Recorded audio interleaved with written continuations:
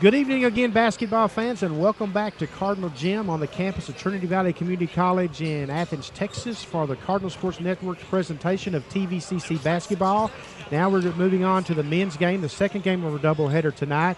And in the first game, of course, we saw the Lady Cardinals score a 71-55 win to open up a two-game lead over Kilgore in the women's race. Now, Jason, on the men's side, just as big a game tonight. Because, folks, here's what we've got. The Cardinals are leading the north zone of the Region 14 Conference. They've got a one-game lead over Navarro, Paris, and Kilgore. Well, tonight, what do we have going on? We've got Paris playing over in Corsicana against Navarro, and, of course, we've got Kilgore here. The Cardinals come into the game with a 21-5 season record. They're ranked 15th nationally. They're 10-5 in the conference. Kilgore is 18-7, 9-6, and the first time these two teams played, Jason, back at Masters Gym in Kilgore on December 4th, Kilgore won by a score of 61-51. So the Cardinals they'll open up a two-game lead over Kilgore if they win tonight, and Navarro Paris are going to lose. It's a big game. It's a big night. I mean, every game from here on out is a big game. I know it's cliche, but I mean, really, it's every game is a big game. It's so tight at the top of the standings for the Cardinals. And every game that's a win or a loss affects your place in the regional tournament one way or the other, and you want it to affect in the good way. Well, yeah, and you want to get finished first or second in your zone because you get a bye in the first round of the regional tournament. And as we've seen before, it's easy to string, well, not easy, it's far less difficult to string together 3 games than it is 4 games. Yeah, definitely. And, you know, that you can bet that, you know, when you get to that last game in the tournament, you know, if you were fortunate enough to get there, you know, it's sure going to help you to have played one less game and have those guys rested a little bit. Of course, we saw the Cardinals, Jason, last time we were home here last Wednesday night, they dropped a decision to Angelina in an overtime game, a game in which they started the second half, 1 of 16 shooting. Yeah. So they just didn't get it done in that game, and the Cardinals will be definitely looking to bounce back tonight. I should tell you that Kilgore College is coached by Brian O'Bright. This is in his 3rd season at Kilgore College. He's 45-41 at Kilgore and 201-136 overall. Of course, the Cardinals are coached by Pat Smith. Pat's in his 5th season here at Trinity Valley. His record at Trinity Valley is 97-56, and his overall career record is 555-351. So it's a big game, and we'll take a look here at the conference standings, and you can kind of get an idea of what Jason and I are talking about as far as the importance of this game. There are only 4 games left in the regular season, folks, and it's really huge. As you see there, the Cardinals at 10-5, Paris, Kilgore, Navarro all at 9-6. And of course, the Cardinals have got to go to Tyler Saturday, so there's a chance for Tyler, who I think is playing Bossier tonight. I'm not sure about that. We'll look at the conference games, but you'll see the importance of what's going on, and Tyler is at Bossier Parish, so Tyler will be hanging around when the Cardinals go to Tyler on Saturday. But Jason, the Cardinals' attention tonight had better be on this Kilgore team, which held them to 51 points the first meeting. Yeah, definitely. They've got to, you know, they have, like you mentioned, you know, went 1 of 16 to start the Angelina second half, and we're fortunate to get an overtime out of that deal. They've got to find a way to be a little more consistent scoring, obviously, and they've certainly got the weapons to do it. And we'll look at the Cardinals' game-by-game results here, and you kind of get an idea of the way the Cardinals' season has gone to this point. And, of course, we mentioned that. We'll take a good look at this here, Jason, because that Angelina loss was 73-66 in overtime here on Saturday. And that was a game in which the Cardinals really didn't have any business being in it, but they got a miracle 3-point shot from Darius Gatson to end the game to send it to overtime. And then, of course, Angelina held on and pulled it off. But you see the Cardinals have had a really strong season. They're ranked number 15 in the nation. But with Kilgore and Paris both left at home, and those are 2 teams that are just within 1 game of you going into tonight, you've got to win at home, Jason. You absolutely have to win at home. Yeah, I mean, you look at 3 of those 4 games, and, you know, it's just huge. Kilgore, Tyler, Paris, back-to-back. That's going to be tough right there as it is. Well, in Panola, we saw them. You see where they beat Panola at home earlier this year, folks, by a score of 72-68. But they were down 21-4 at one point in the first half in that game. Yeah, definitely. I mean, it's brutal, and they're going to have to find a way to survive that and get to the conference tournament, you know, without being too beat up, because that's a murderer's row right there. But there aren't many teams that you could throw down there where it wouldn't look like it was going to be a tough way to go. The Rangers are led by Marcus Yarborough with 9.7 points scoring average. And Jason, the thing that stands out to me about Kilgore College is, and I think this might speak to their depth, the final stats we've seen, the latest stats we've seen, I should say, they have no one averaging in double figures, but they've got Marcus Yarborough averaging 9.7. Travis Beatron averaging 9.4, Eric Mayo averaging 8.9, and Darian Schaefer averaging 8.5. So it's a balanced attack. Yeah, definitely. Doesn't have that go-to guy, like Trinity Valley's got like a D.D. Scarver. And, of course, now Darius Gatlin, has come up big, 25 points in that game against Angelina. But, they are very balanced, and sometimes that makes it tough because you're not quite sure who's going to pour it in. So they're just going to need a good defensive effort tonight. You look at the Cardinals scoring, and D.D. Scarver leads the way at 16.7 average. That is 6th in the conference in scoring. He's hit 48 three-pointers, Jason. Demario Hines is averaging 12.2 points. Darius Gatlin, as you mentioned, he's really been coming on strong. He's averaging 11.3 points. Aaron Gilstrap is averaging 10.1, and Martez Walker 8.1. So you can see how deep this Cardinal team is in points that are there, not just in starters, but folks coming off the bench. Yeah, and I think you're going to have to see more out of guys like Gilstrap. Daniel Ihambe has had some great games here in this semester. But, he also tends to sometimes disappear from games. I think he just had maybe 4 points there in the Angelina game. They're going to need a lot more from him as well. So, like we said, they've definitely got guys that can do it. Tim Harrison's a guy that can contribute big, and you got Ihambe, you get him going and get some of these other guys going that are already there, and their offensive problems will go away pretty quick. You mentioned Daniel Hambe. Of course, he came eligible in midterm, and he's really been a reason the Cardinals have turned it around here in the second half. I mean, he's been leading the North Zone of Region 14 Conference. But I wanted to mention that Jason's got a very nice feature story on Daniel Hambe in today's Athens Daily Review. And I know folks that are listening from parts beyond our immediate area that can't see the review. If you'll go online at www.athensreview.com, that's www.athensreview.com, and click on sports, and you can see Jason's feature story on Daniel Hambe in today's Athens Daily Review.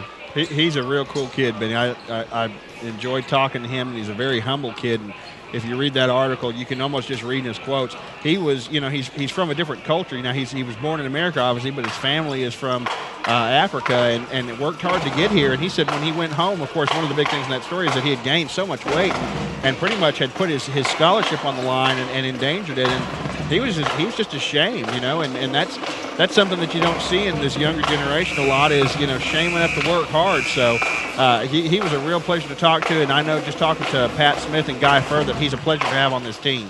Well, you did a great job on the story, and I hope folks will go to the Athens Daily Review website and check it out.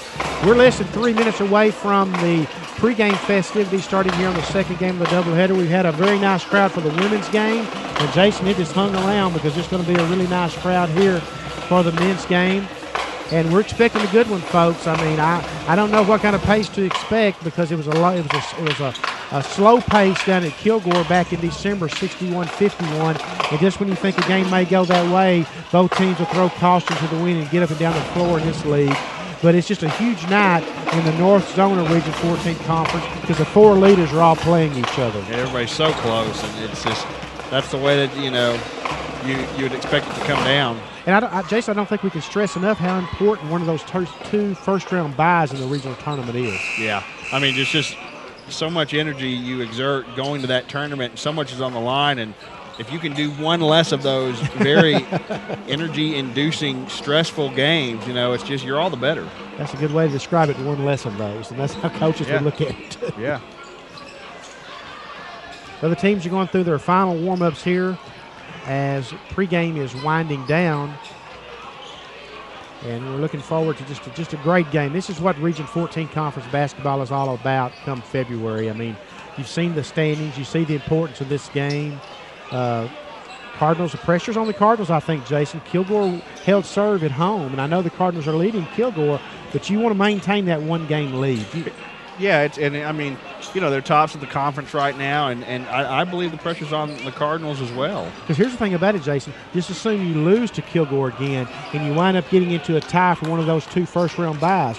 Boom, with Kilgore. Boom. Who's got the tiebreaker? It's Kilgore. Yeah, definitely. And, of course, we'll be keeping an eye, a very watchful eye on the Navarro-Paris matchup tonight, too. That should be an interesting ball game. Yeah, we hope to have that score so we can pass that along to you tonight, folks, because that is a big game in the conference. This time we're going to step down and let Charlie Huber lead the pregame activities here at Cardinal Gym. And the winning bid goes to Jerry Rogers.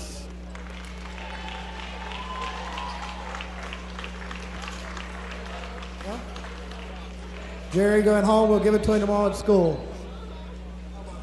We've had the drawing for the silent auction. Autographed Pink Zone basketball, autographed by the Lady Cards. The winner is Ken McGilvray.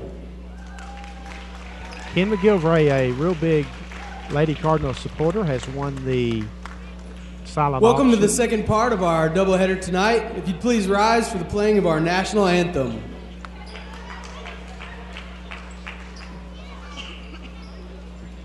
Cardinal Regiment and the national anthem.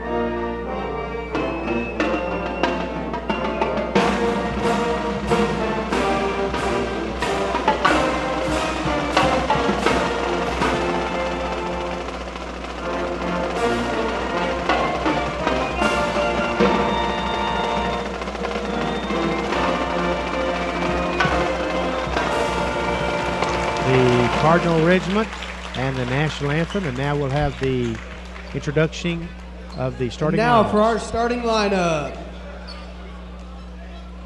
For the Kilgore Rangers, number 1, Jillian Reese from Laverne, Tennessee. Number 12, Clemma Holland from Longview. Number 14, Darian Schaefer from Detroit, Michigan.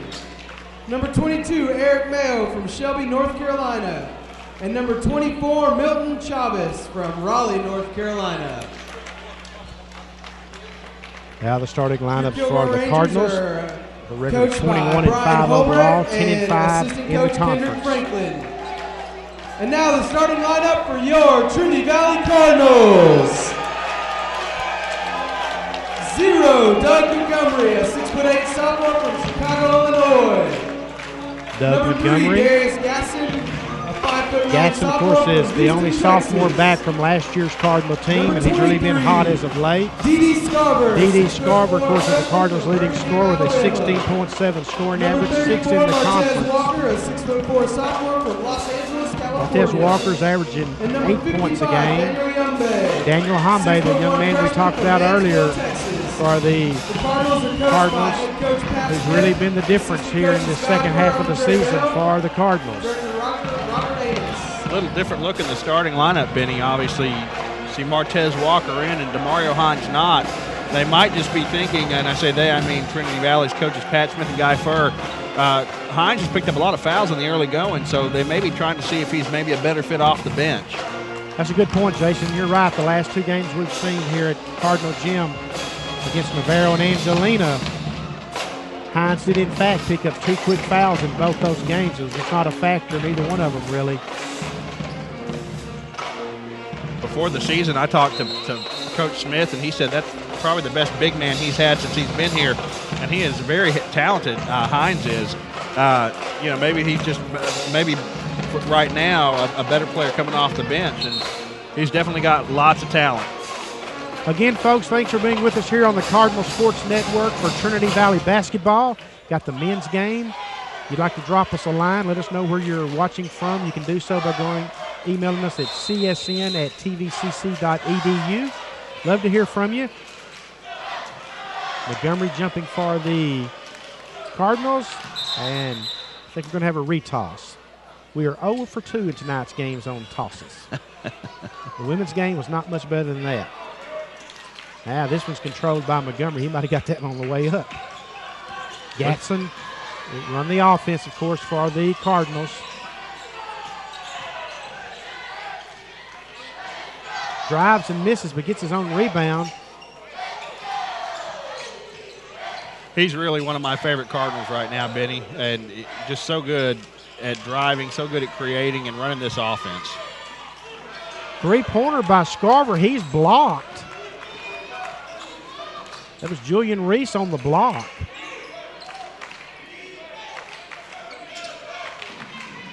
It's Kilgore's first possession.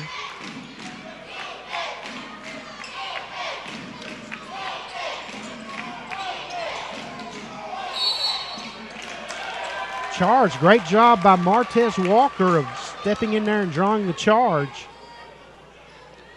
That was a bang-bang play. It could have gone either way, and it was a great job by Walker to get over and just freeze just in time. I think you could get a room full of coaches and ask them, or officials, I should say, ask what the toughest call to make is, and they'll tell you it's the charge block call. And most coaches think they always get it wrong.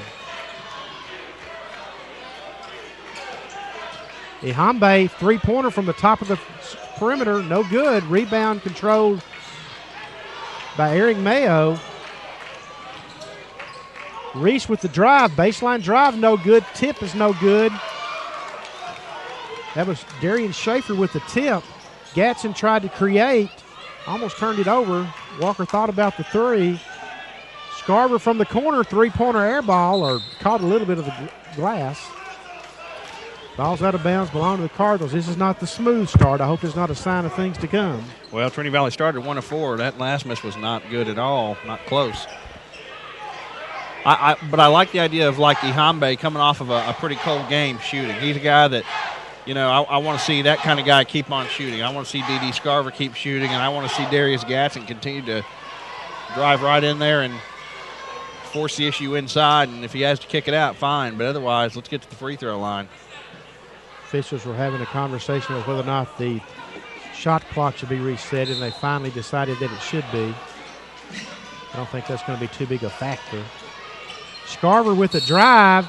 Now they're going to be a block. See, just like that, a bang-bang play, that one could have gone either way. But Scarver's going to get the call. He's going to go to the free throw line to shoot two. The foul's going to be called on Eric Mayo, a sophomore out of Shelby, North Carolina.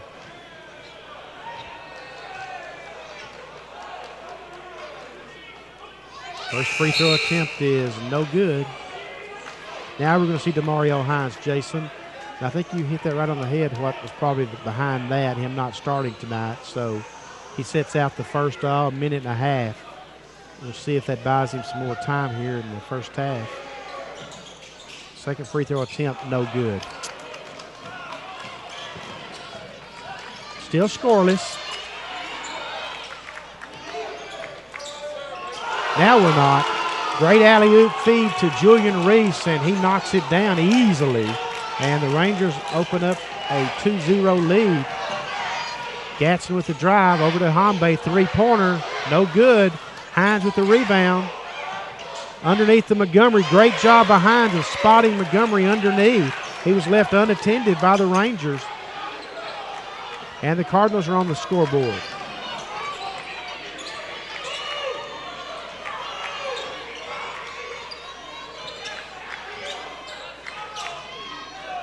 That last possession, Reese just came in for Kilgore completely open. Off balance, a jumper by Klima Holland is no good. He sails out of bounds, and it's going to go over to the Cardinals. And we have our first sub for Kilgore. Checking in is going to be Marcus Yarborough from Zion, Illinois. We mentioned he's averaging 9.7 points a game. He's the leading scorer of the latest stats we saw on Kilgore from a week or so ago. Gatson working against Holland.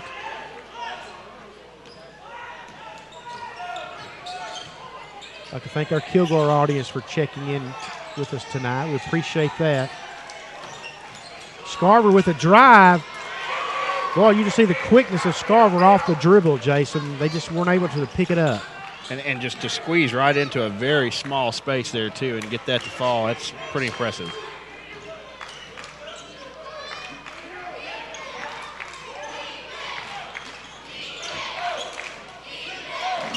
Chavis with the ball for the Rangers. Down to Reese in the corner. Now, I think Hines is going to be called for his first foul. No. Doug Montgomery with the foul. Hines kind of tapped his chest and looked at Montgomery and I think kind of said, hey, my bad, maybe put him in a bad position defensively. Yarborough to the free throw line. First one's no good. Both teams are shooting, well, should say Kilgore shooting 64% from the free throw line on the season. And the Cardinals are shooting 63%, so that's basically a wash. Both teams would hope to shoot far better than that tonight, of course. He misses both. Bodies all over the floor. Jump ball. Possession is going to belong to Kilgore. Haven't we seen enough missed free throws tonight? We have. It was not pretty in the women's game.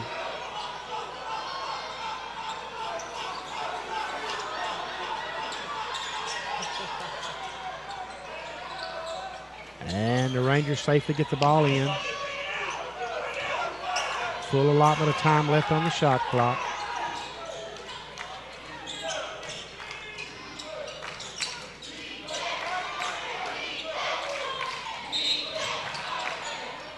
Yep. Julian Reese took steps before he took off. 2 turnovers now for Kilgore. Kilgore, of course, comes into tonight's game with an 18-7 record. They're 9-6 in the conference. The Cardinals are 21-5, 10-5 in the conference, and ranked number 15 in the nation.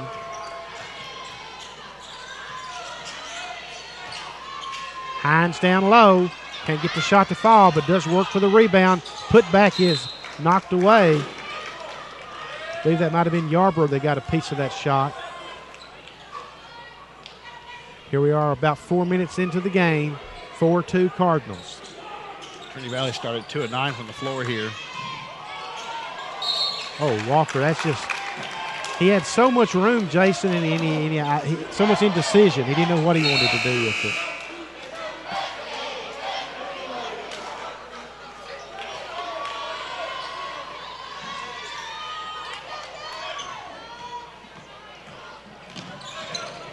Rangers looking for the tie. 4-2 Cardinals. Well, the Cardinals are just turning Yarborough loose, Jason. That's twice now they've just gone to sleep and left the big man. How can you let a big man like that get that free? Well, you can't miss him. He's huge. You can't miss him. It was a great look, too, to get the ball down low. They were both thinking the same thing and worked out for 2 points, 4-4 now. Scarver, the jumper, no good. Rebound is controlled by the Rangers. Mayo. Gatson with the steal. And just a great block by Eric Mayo. He just swatted that ball out of the air. Gatson didn't have numbers. He was going against a double team, but he had already made the commitment, so he had to go up with the shot. He didn't have much choice there. He's going to turn it over if he didn't. About half the time, that's probably going to end up being a foul call, so you can't fault him there. He was giving up a lot of size there, too. Patrick Noble makes his first appearance in the game, I believe, Jason, number 42 from Ivory Coast, Africa. You're going to Africa this summer, are you not? I'm going to Africa. I'm going to Malawi, Africa, which is down there, southeast Africa. Going on a mission trip. Gilstrap had the ball swatted away. There's going to be a foul called on Julian Reese of the Rangers. Gilstrap is one of these guys, Benny, that I really feel like has a lot of talent. And at the beginning of the season, we saw a lot of what he had, but haven't seen a lot in this semester. And I think he can be a key guy down the stretch for them. When I say down the stretch, I mean into the regional tournament as well. Just a real good shooter, likes to shoot, which is good most of the time. And just has a real sweet stroke when he gets going. And he hits both free throws. Gilstrap is averaging 10.1 points, Jason, on the season. He's got 32 three-pointers.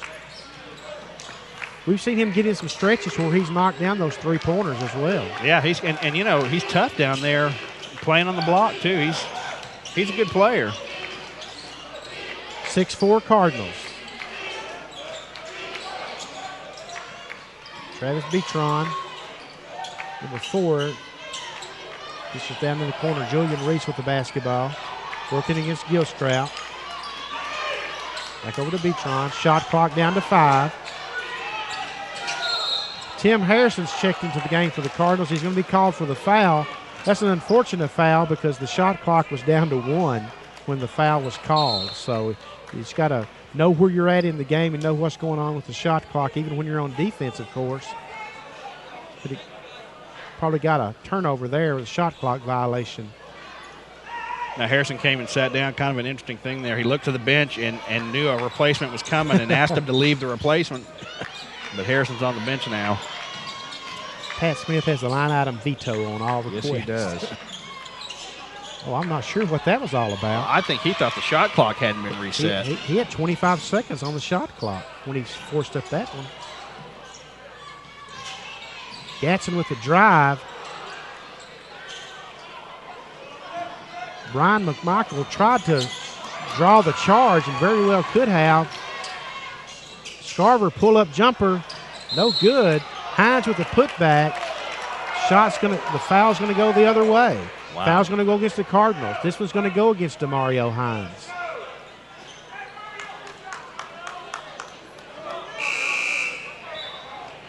Tough call there. You know, when it comes this time of year, you're leading the conference and you're trying to head down the stretch station, you got to find another gear. You've got to find that gear. Well, I hate to say this, we've harped so much on shooting right now, but Trinity Valley started this game 2 of 13, so that's tough too. That's probably why we have 10 points scored here in the first 6 minutes, but going to have to improve on that a lot.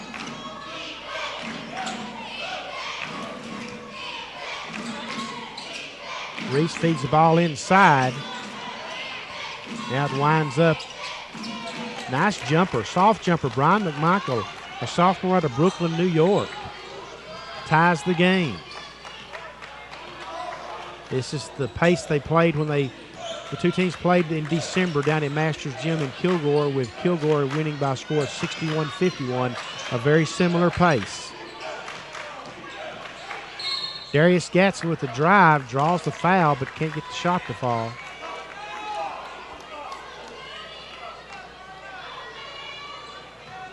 That will send him to the free throw line, the 5'9" sophomore out of Houston, Texas.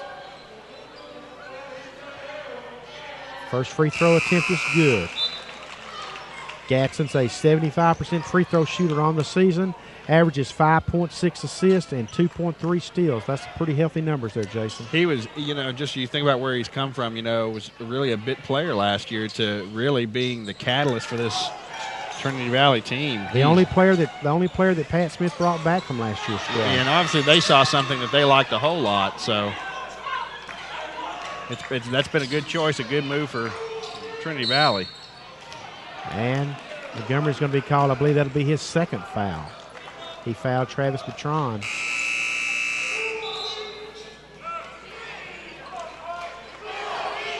Gilstrap's going to check in for Montgomery. 13:04 left in the first half. Cardinals up 8-6, a low-scoring, slow-paced game. But an important game, very important game.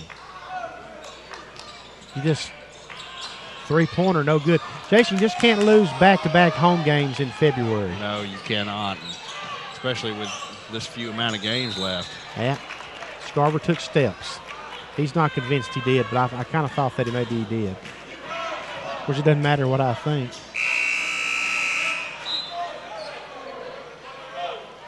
Second turnover for Trinity Valley. As you see Hines checking back in now. Gilstrap spent about 12 seconds on the floor. I guess it was a quality 12 seconds. Cardinals in their man defense.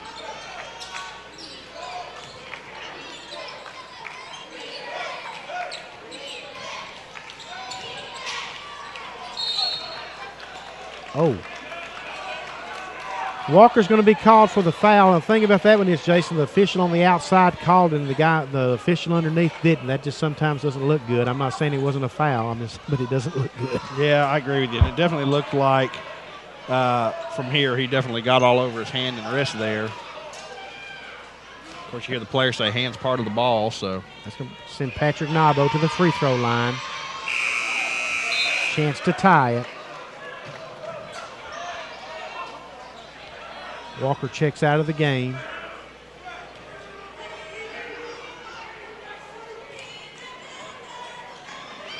And we're tied.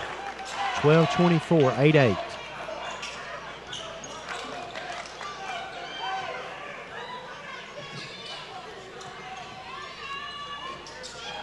Gatson working against McMichael. Three-pointer Gilstrap badly missed. Way off target. Cardinals trying to make something happen.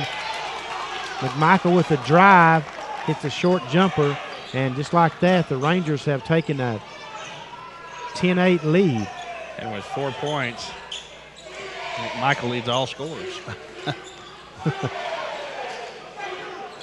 Got to get a Hambe going for the Cardinals, that's for sure. Feeds the ball to Hines down low. He goes against Yarborough. Misses the shot, but tips the rebound in to tie the score again. This one just has a feel, Jason. This is going to go back and forth, back and forth. I think so.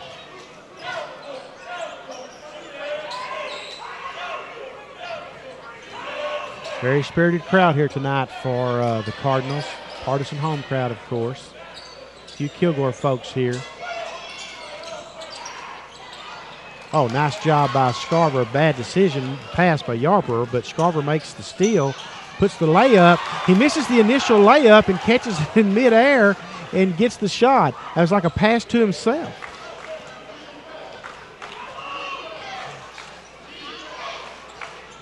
That's exactly what it looked like, was a pass to himself, which you not supposed to be able to do that. I try to do that when I'm playing on the playground. I always want to try to find somebody else to pass it to other than myself. And you still turn it over. Long-range three-pointer, good. Chris Fitzpatrick just knocks that one down. Long-range three-pointer, that's about 24 foot there. His first three, and Kilgore's three of the last four to take that 13-12 lead now. Kind of wish both teams would get on track, faster pace, but so far that's not the case. D.D. Scarver with a baseline drive from the wing, I should say, and gets the layup. Back and forth we go. I think it's going to settle in that way tonight. 6 points for Scarver. And there's an unforced error there for the Rangers. You can't have that. 6 turnover for the Rangers. 10 minutes to go, first half. We're halfway through the first half, 14-13. Identical pace to what we saw down at Masters Gym in Kilgore back in December when Kilgore won 61-51.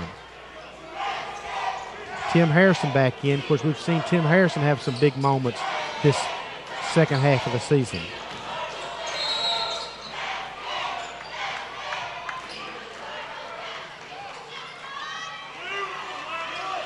Fitzpatrick with the foul. He's a freshman out of Enid, Oklahoma.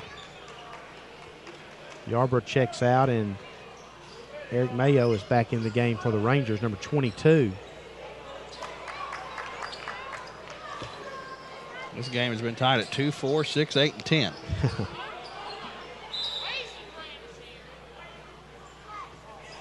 Harrison to inbound for the Cardinals. Gets it over to Scarver in the corner. Baseline out to Harrison up top. No good. Three-pointer's no good by Harrison. Hines had 2 putbacks, 3 putbacks, no good, but it's going to be fouled. It's going to send him to the free throw line after being fouled by Eric Mayo.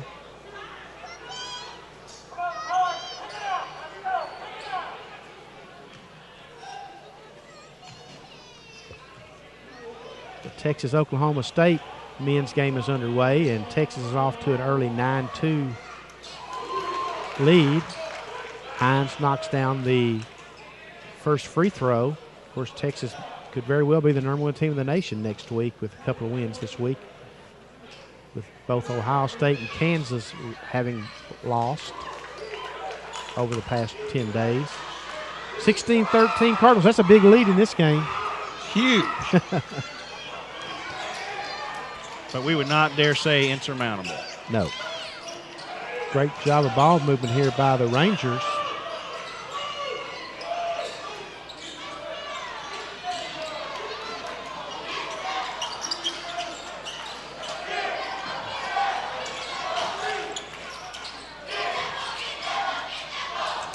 Hines with the block.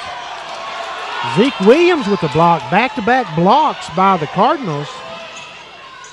See if they can convert them into points. And Scarver with a three-pointer. No good. Gilstrap attempted to get the rebound, but instead it's controlled by the Rangers, and they run the break, and they get the layup. Nice job, Travis Batron.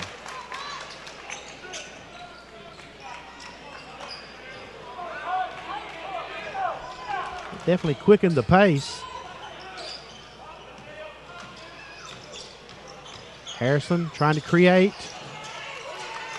Has to instead give it off to Hines. Hines drives baseline, puts it up, no good. Rebound is battled for and controlled by Darian Schaefer for the Rangers. And we have a timeout, 30-second timeout by Kilgore College, with the Cardinals owning a 16-15 lead at the 8:23 mark. Probably a good time for a timeout by Brian Hobright. You know, just not a whole lot going on, and you know, not a whole lot doing as far as the offensive end goes, and both teams have had lots of opportunities. And, you know, right now Trinity Valley's got about twice as many shots off as Kilgore has. But, you know, here we sit at a 16-15 lead, so Hobright's probably wanting to just kind of reset there a little bit and let his guys catch his breath and kind of regroup. I don't know who this pace favors, but the thing you'd have to say is this was the pace the first time around, and Kilgore won 61-51. So is it advantage Kilgore to pace this slow?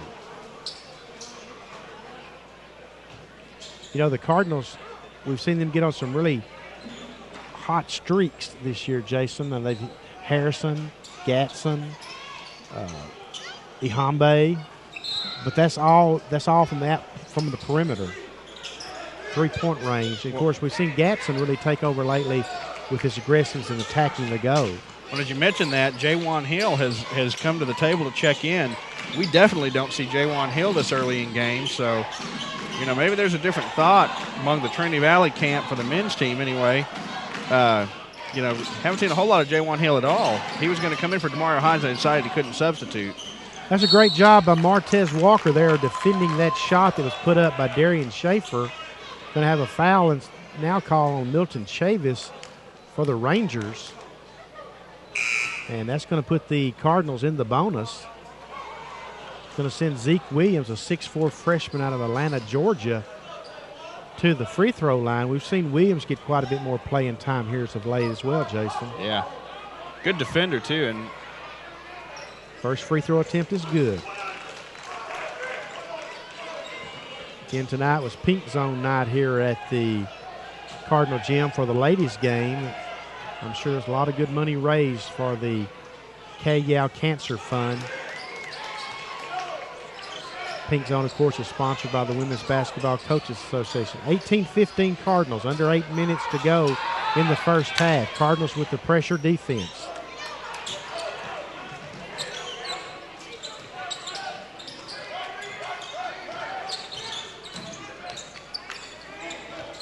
Hill's going to post up down there with Schaefer. You can see on your screen there's a nice battle going on down there. They really do, that wide angle shot. A steal. And the jam, nice job. And Jason, you called it. Jaywan Hill was put into the game for a reason. And the 6'6 freshman out of Detroit, Michigan, produces right off the bench. Well, it's obviously because they thought he would steal the ball at half court and go dunk it on the other end. And you feel the energy level. Now look at the Cardinals on defense now, Jason. You see them up on their toes, and they're working. It's amazing what a great play like that can do for a team. And that's great, especially from a guy who hasn't given them a lot of contributions. Not to say anything bad, but, you know, they just haven't received it from Hill, but here we go. It's gotten the crowd back into it as well. And the ball sails out of bounds off of the Cardinals, so it will stay with Kilgore. But that was a good defensive sequence there. The shot clock was down to about 5 when they put up the shot, and it did draw iron. Yeah, now that's a little lax there by the Cardinals' part as Milton Chavis found his way into a crease there on the inbounds play and got an easy shot off the glass. The following audio was courtesy of Andre Bell on the Trinity Valley bench. That was too easy. Andre handles the Cardinal defense, or the bulk of it, and he's an assistant coach for the Cardinals. Of course, he and Guy Furr assist Pat Smith, who's in his 5th year here at Trinity Valley. Cardinals did have a 20-15 lead, which was the biggest of the first half. Down to 20-17, 6:33.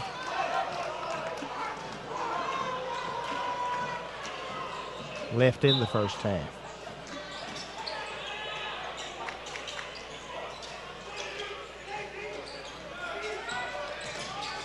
Scarver, pull-up jumper, knocked it down.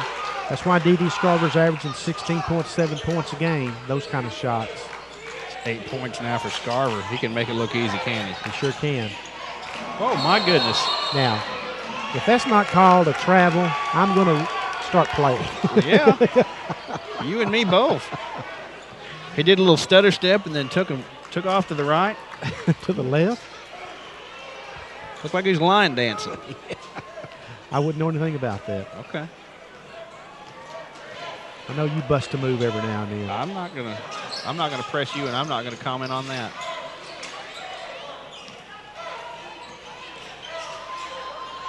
Cardinals looking to get free around the perimeter. There's Gatson attacking, running jumper.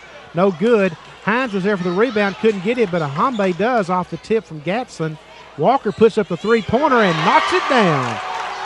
Knocks it down over the top of Milton Chavis, 25-17 Cardinals.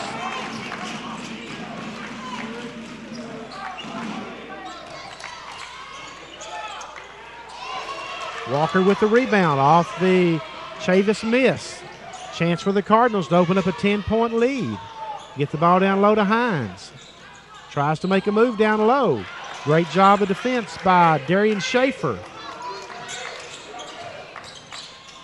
And just like that, on the other end, Klima Holland with the drive for the shot and the Rangers are going to take a full timeout. Brian O'Bright, the head coach, calls the timeout at 25-19 with 5:13 left in the first half.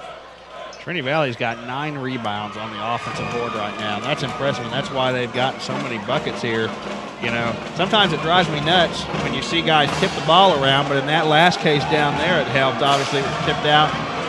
Ihambe was able to save it and kick it out to Walker for the 3, but 9 offensive rebounds compared to just 2 right now for Kilgore, and that's a big difference in the small margin, smaller lead that you see for Trinity Valley right now.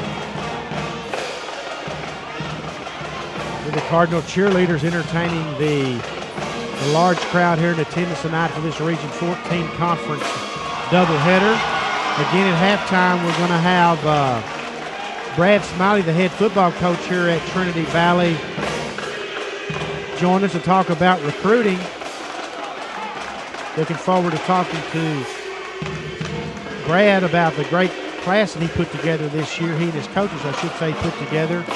And the Cardinals, you recall, made it to the conference championship game this past year before losing to Navarro. And Navarro, of course, went on to win the national championship. One of the Cardinal football players got in on the backflips in Glendon 4 where you just gave him a fist bump. You got to love it. 25-19. 5 minutes to go in the first half.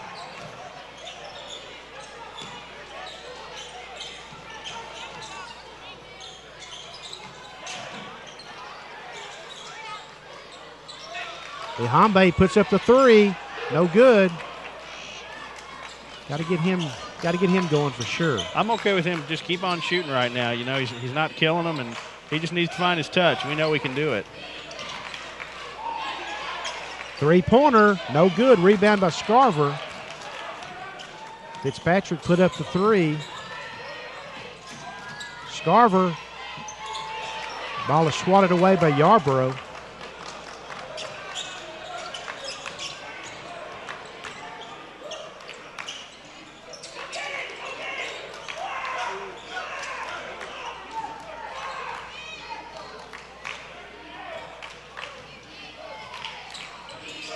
Tim Harrison getting ready to check into the game for the Cardinals. Turnover and a steal by Scarver. He's going to take this one coast to coast. Can't get the shot to fall. He's fouled. It's wind up being a good foul by Chris Fitzpatrick. He's going to make Scarver earn it at the free throw line. 3:51 left in the first half, and the Cardinals leading by a score of 25-19. And D.D. Scarver at the free throw line to shoot 2. He's got 8 points right now. Looking to get to double digits here. First free throw attempt is no good. I'm not so sure. I wouldn't have these guys in the gym shooting free throws until their fingertips bled. Tell us how you really feel. Was that over the top? Well, he missed both of them. You didn't scare him. So the Cardinals miss an opportunity there to extend their lead. 25-19.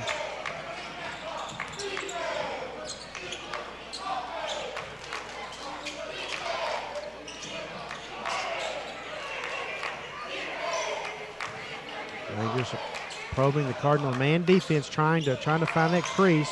Ihambe went for a steal, didn't get it. Forced an air ball though. Ihambe thought about the three, turned it down, puts up a short jumper, woefully short. Might have been partially blocked. Rangers on the run.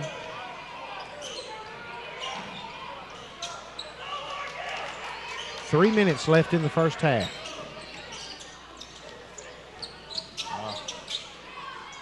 Nice job by Julian Reese escaping down the baseline. 25-21. Cardinals need a good offensive set here. Need something positive to happen. Missed some opportunities when there's a turnover there. That's just an unforced error. Just the Cardinals' third turnover, but they didn't need it at that time of the game. 25-21, 2:35. Well, these kind of games, Jason, every possession counts, and I know it's early in the, it's early in the game, and relatively it's right before halftime, but just every possession counts. Yeah, it's going to. I mean, it's been close all the way. Like you said, probably going to be close all the way to the end.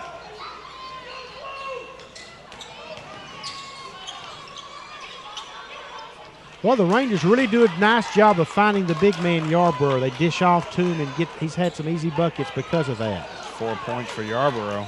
25-23, approaching the 2-minute mark of the first half.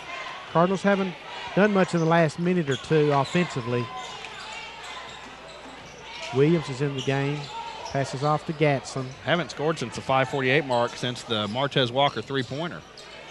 Gilstrap puts up the jumper, in and out. Chance to tie for the Rangers. Going to be one of those kind of games, folks. We told you from the start.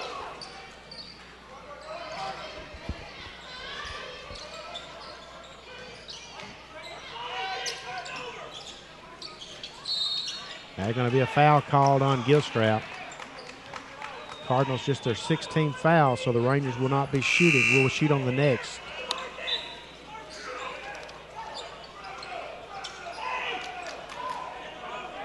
Full allotment of time on the shot clock. 1:30 left on the game clock.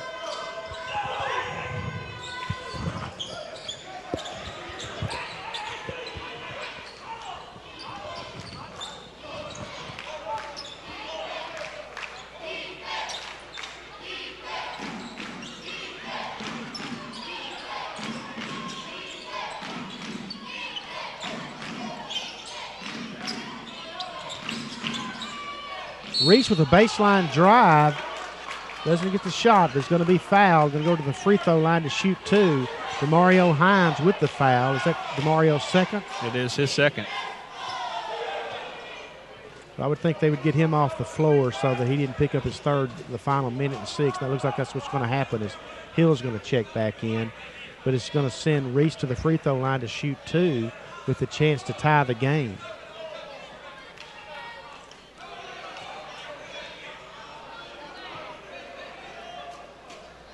Thank you for all watching tonight's games on our website. We'll be with you again next Wednesday night, our final webcast of the season, when the Cardinals and Lady Cardinals play Paris. Games at 5:30 and 7:30. Reese hits the first free throw, gets the Rangers within a point. 5 points for Reese. And makes the second, and we're tied. 25-25 at 1:06 to go. Cardinals need a good possession and a good look, and they need points off of it.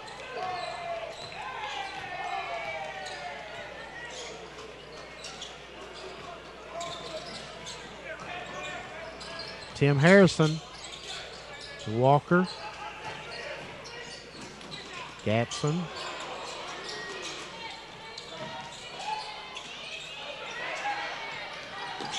Harrison with the drive. Shot falls. Kilgore's asking for an offensive rebounding call. I'm not sure. Looked like there might have been some contact with the ball while it was on the rim. But the Cardinals can get the call, and it'll be up 27-25. I think maybe there was just a touch of the rim, and I don't know if that's goaltending or not, to be honest with you, but I don't know if there was necessarily contact with the ball.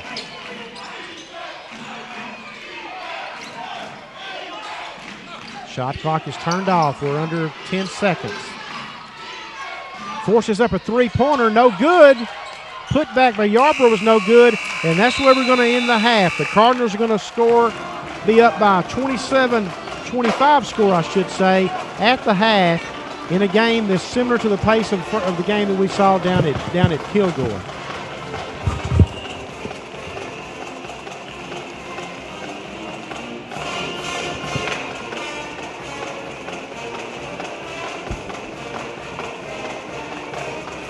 Again, our halftime score here at Cardinal Gym is 27 for the Cardinals and 25 for the Rangers.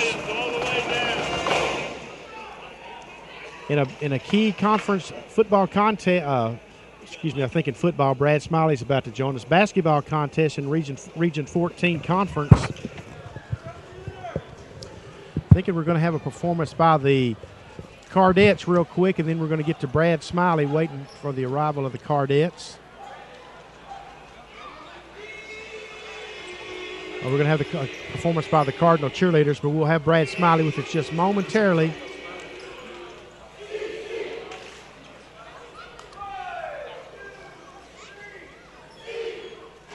Tell you what, they didn't put but about 10, 12 minutes on the clock for halftime, so we're going to go ahead and visit with Brad Smiley, the head football coach here at Trinity Valley Community College. And Brad, coming off a season, the Cardinals were on the brink, went to the conference championship game, lost to Navarro. Navarro went on to win the national championship, and you follow that up with what, by all counts, is a solid recruiting class. What did you identify as your needs going into the recruiting process, and then how do you feel like you met them? Well, I tell you what, Benny, first of all, I appreciate you having me on. This is awesome. You bet. I tell you what, going into each year, going into the recruiting process, who you're losing, your big chunky guys, obviously, and the needs we had to address. I mean, we had a lot of sophomores on the offensive side of the ball in the skill positions. I mean, we knew we were losing pretty much the bulk of our offense, whether it be quarterback with Cedarius Blackshire, running back Josh Johnson. You're talking about the second leading rusher in the nation. He was our conference's leading rusher. He was the fourth leading receiver in the conference. Cy was the leading passer. Adam Watson led in receiving. Chris Franklin led in receiving touchdowns. I mean, we had the first, second, and fourth leading receivers in the league. So we knew we had to replace a lot of those guys. We went out, we signed 7 receivers to come in. And I'd tell you, there's some guys out there, Buddy Nunn out of Bastrop, was one of the first guys we really targeted, but they had to go after. We knew he was going to be one of those guys that he was a true league recruit. I mean, he was getting calls from everybody in our conference was after him. Very fortunate to get him in here, and he's going to be a guy that's going to come in right away, and he's going to have to play. I mean, like I said, we just numbers alone. We've got a lot of balls to catch out there, a lot of rushes. Somebody's going to come in and tote the rock. So we felt good about quarterback, with returning, Tucker Carter's returning. Derek Davis redshirted last year. 2 guys we signed last year we feel very good about, so we've been very picky at quarterback. We're still looking for one. We'll have a combine Saturday. We got 2-3 kids coming there that's going to throw for us live. We're in that position. We didn't have to have one. So, and it's probably the first time since you've been here that you've been in that position. No question. Exactly right, without a doubt. I mean, this is the first time we've been really felt good about that position. And, coming back after a year, it wasn't just a surprise sophomore and now he's gone. So, but the receivers, the running backs, the talent around them, plus we had 5 sophomore offensive linemen up front. So, we've been in this position before, honestly. I mean, we finished this our 3rd straight year. We finished top 10 in the nation in total offense, top 10 in the nation rushing offense, and 2 out of the last 3 years we finished top 10 in the nation passing offense. And this year we were 16th. Had a lot to do with the first-team All-American running back in Josh, so we handed it off a little bit more. But so we're going to have kids come in. They're going to fill in, like I said, Buddy and Kayshawn. Those guys are talented receivers. Running back-wise, we've signed 3. We had a midterm guy come in, Eric Walker out of Bartlett. It's been a 2-time All-State down there, and he was able to graduate early and enroll. He's looked great so far through spring drills. Of course, we ain't got to practice, put the pads on yet, but the weight workouts right now and the outside agility stuff, he's been really impressive, so we're excited about him. Rufus Mason out of Flower Mound Marcus, Reggie Bryant out of Galena Park North Shore, Clint Banks out of A&M College Consolidated. Those 3 are going to come in, and Clint was a little bit more of a fullback thought, so the other 2 were that tailback. Rufus had a great year. He's out of Flower Mound Marcus High School. It was a unique deal. I mean, he's the 2nd lead rusher in the Metroplex behind Jeremiah Williams' little brother Jonathan coming out of Allen. He had 2,028 yards rushing this year. Incredible year. Very talented back, and I hadn't heard much about him because that's a school that, typically doesn't have a junior college guy. So, I called Coach Irwin there, but we never really hooked up, and I was actually spending the night at my sister's in Flower Mound. I was hanging out with my nephews, Cameron and Wes, and I went by there and somebody said something about him, and I went through there, and sure enough, I mean, what a steal that we were able to get in. There was already a couple of conference schools on them, so that was awesome. For me, up front offensive line, we had some good returning red shirts and freshmen. Melvin Guillory started 2 games for us last year as a freshman when we had some injuries and some times like that. He came in and played really well. He's back. Ronald Rockmore started a game at left tackle for us. He's back. Jared Patterson started the championship game at center for Jonathan Player. He's back.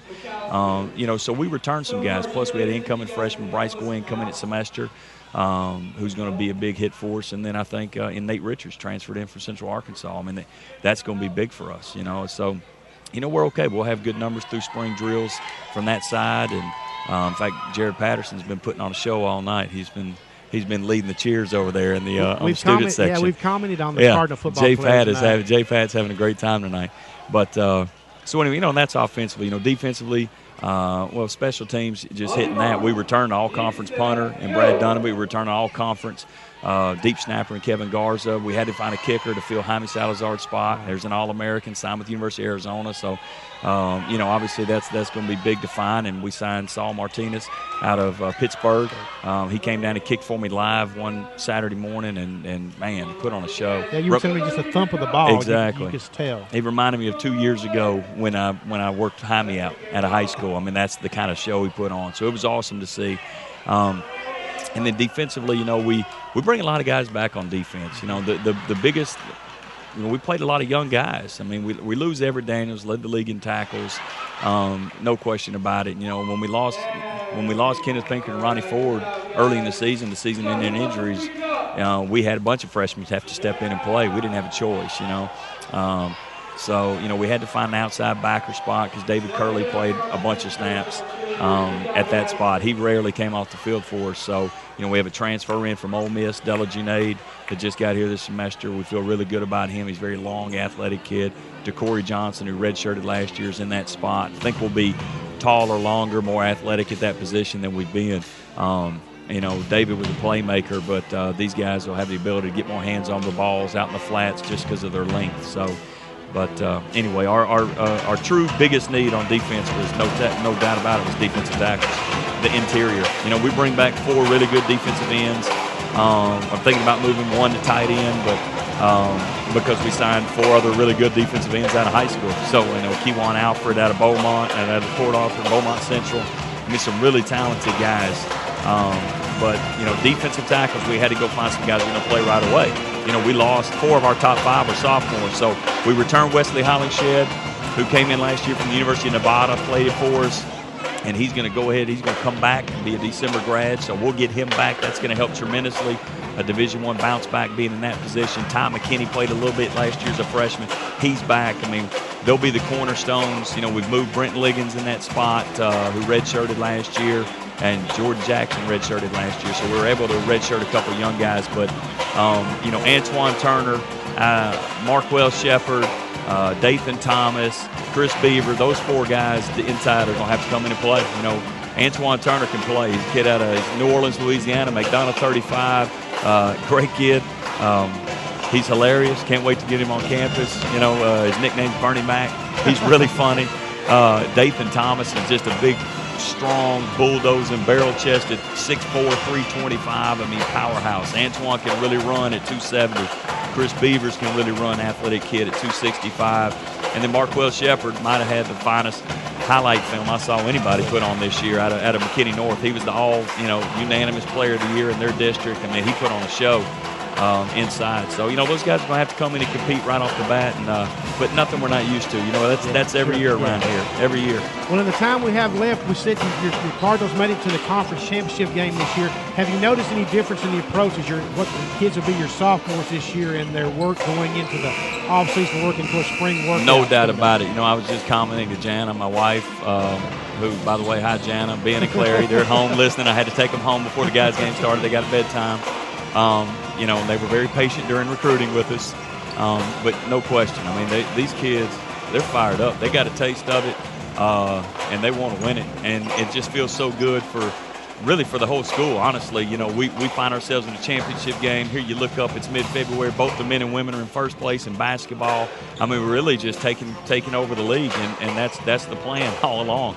But our guys are it's a fierce workouts going on. I mean, I've remarked to the coaches today if we even need the early morning breakfast club stuff we do, because we're getting that out of them right now. Right. The discipline, the effort, everything's being done right. The coaches, we had a full staff in here the whole month of January. First time I've ever had that in the 4 seasons.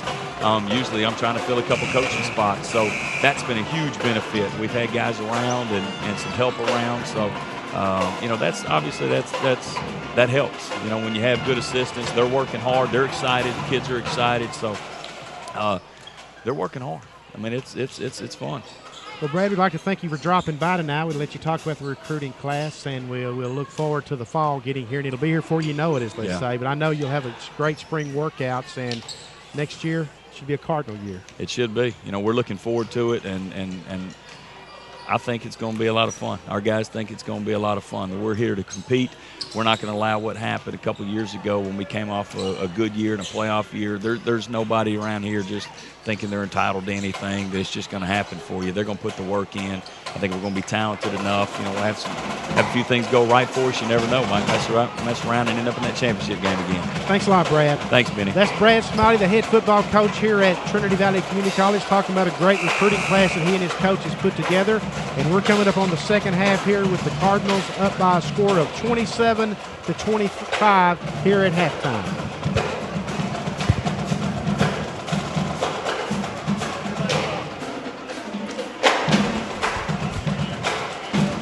I'd like to thank Brad for stopping by. Of course, Brad loves talking Cardinal football, and he's really good at it. And he ran up and down that recruiting class right and left, and you can tell that he feels really good about it. Going to give Jason a second or two here to maybe run down the leading scores for the first half. Well, nobody in double figures, Benny, in the first half. Dee Scarver had 8 points for Trinity Valley to lead them and had a bunch of guys. Montgomery, Gilstrap, Gatson, Harrison, Williams, Hill with 2 points. Martez Walker, of course, had the 3, and Demario Hines had 4 points. Julian Reese led Kilgore with 6 points, and again, just a bunch of guys with 2, 3, 4 points. So not a lot of offense. You can see a 27-25 halftime score as second half gets underway here with the ball in Gadsden's hands. Gadsden leading the offense, gets it off to Scarver. Scarver puts up a jumper just inside the 3-point range. Is good. Good start for the Cardinals. First trip they get points with the pressure here, pressure defense.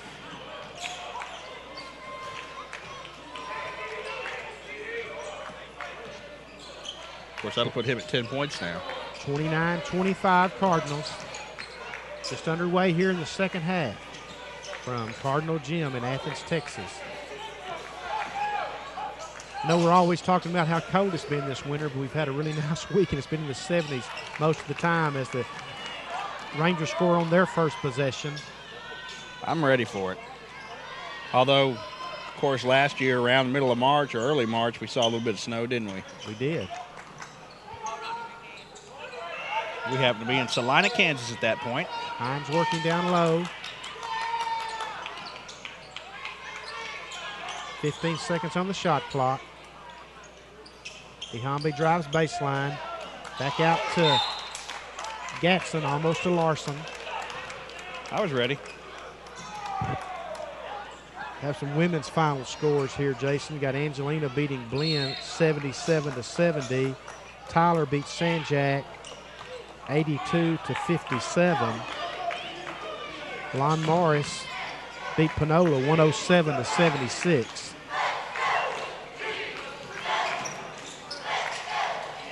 .107, huh? Yep.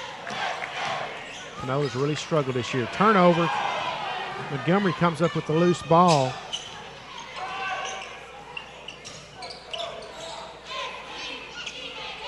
Cardinals working along the perimeter. Ihambe over to Montgomery. Gatson back out front over to Scarver on the wing. He puts up the three. Short. Montgomery does a nice job and loses it out of bounds, but it goes off of Kilgore. They're going to say it went off of Milton Chavis, and the ball will stay with the Cardinals. Again, all finals now for the women's side. The men's games are underway. We haven't got any updates on that big Paris and Navarra game. As soon as we do, we'll surely pass it along your way.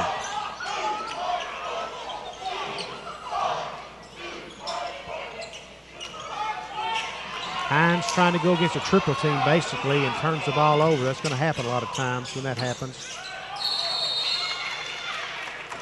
Going to have a goaltending call against the Cardinals, and I believe the points will go to Eric Mayo, number 22.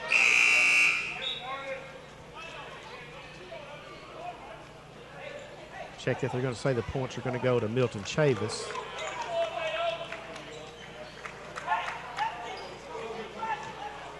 $29-29. We're tied again.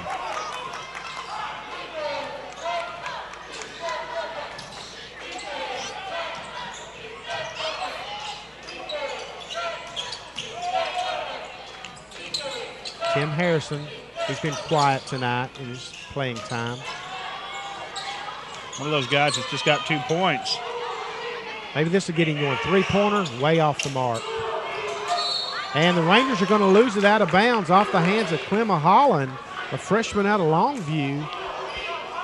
That's a good job by Dee Dee Scarver to kind of jump and contest that.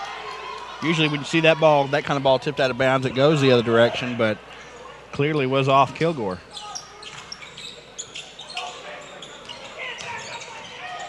Gatson with the drive and the miss. Controlled by the Rangers on the attack.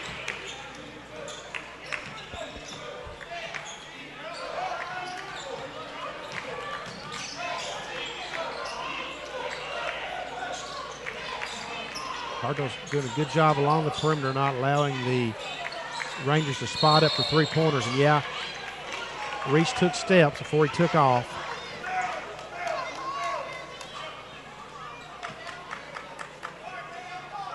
Still tied at 29. In a game, you'd have to think that the Rangers definitely like the pace, considering they won the first one 61-51 against the Cardinals in December. Scarver turnaround jumper, no good.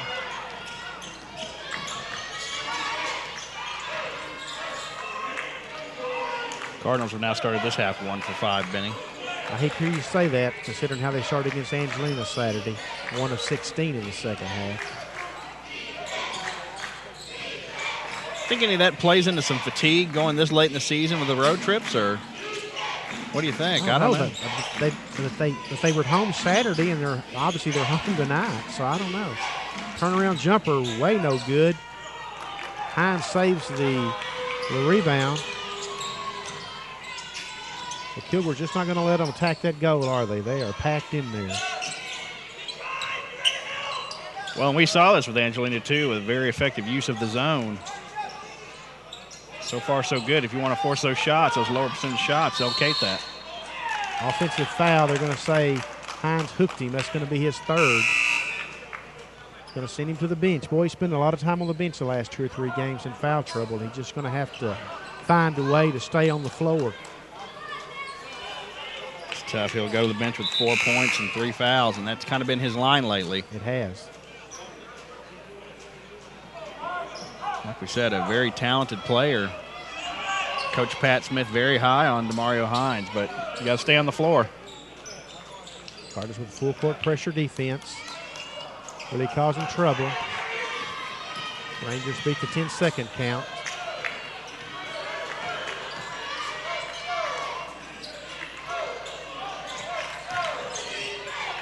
Oh, great job by Milton Chavis.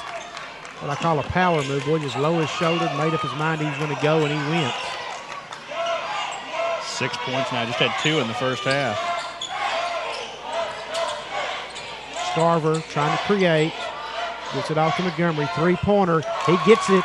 Doug Montgomery. Nice three-pointer from the corner. Puts the Cardinals back on top. 32-31. Texas leading Oklahoma State. 33-21 late in the first half. In men's basketball, Tim Harrison just a half step off of getting a steal there. Yeah. And you talked about Doug Montgomery on the other end of the court. He's one of those guys that we see him. He's real active early, and a lot of times we don't see him in the second half. So it'd be great to see him blow up here. Just a little run even would be great for the Cardinals. They're going to look for any kind of source of income, so to speak, that they can get. And that's a big three for Montgomery. Rangers to inbound. Oh. Seemed like a pretty quick 5-second count there. Cardinals will take it, though. It's a turnover. I think Brian Obright, the head coach for Kilgore, is asking about that, too.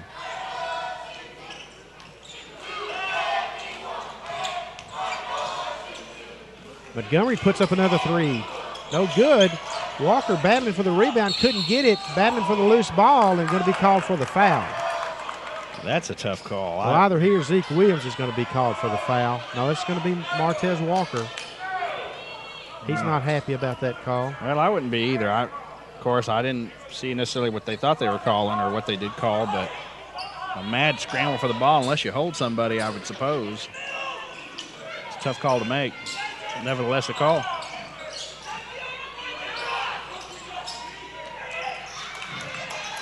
Steal by Darius Gatson. Takes it the distance and gets the layup. What the Cardinals need to put a little breathing room between them and the Rangers, of course. 4 points for Gatson. Had a big first half against Angelina, too. Walker got a piece of that shot, I believe. I don't know if he did or not because it says out of bounds off the Rangers.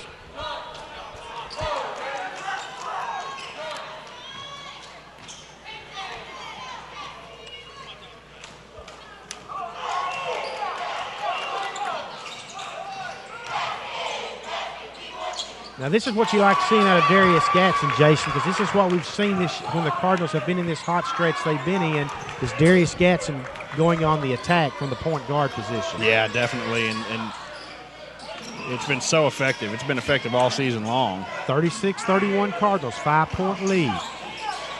Got to keep playing on the defensive end. Oh, nice job by the big man, Marcus Yarbrough. Not much you can do about that kind of shot. No. That's his 6th point.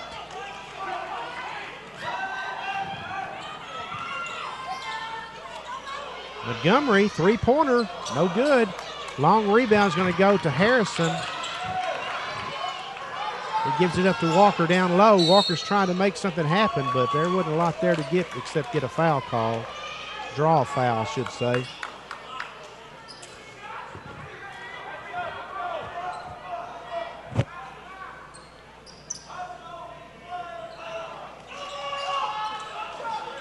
Cardinals up by 3. Need to get Tim Harrison going as well. The credit to the Rangers, their defense on the perimeter. Gatson with the 3, a long-range 3. And just like that, the Cardinals are up by 6. Well, here he goes. I mean, it's... Yeah, you can see it, Jason. When he gets into one of those grooves, he can be unstoppable. 9 points now. And he shoots with a lot of confidence. There's the big man, Yarbrough, down low. I like the way the big man handles himself down low. When he gets there, you can forget it. You're not going to do much with him right there. Nice job by Marcus Yarbrough.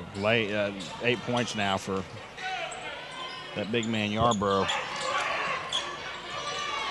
You can see Harrison's wanting to get on track, Jason. You can just see it that he's trying to figure out a way to create something.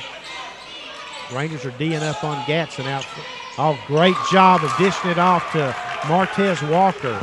I like the rhythm now that the Cardinals are getting on the offensive end. They're moving the ball. They're working a little bit to get open. Yeah, 5 of the last 7 shots, too. We talked about them starting 1 of 5. Now 5 of the last 7, so. 41-35.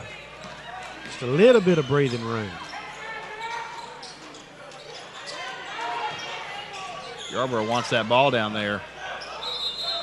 He's going to lose it out of bounds. But I think you look at it, Jason, he was a little bit further out from his comfort zone. He wasn't on the block. He was about 3 or 4 feet out from the block. And I think if you get him there, you feel good about it on the defense. Yeah, and the trick, I guess, is that you don't want to get a draw foul trying to keep him out of the lane. But, yeah, right there, it looked like he was going to have to rely on his footwork to get down to where he likes, and he fell down. He just flat out fell down. Big opportunity for the Cardinals here to extend the lead even further.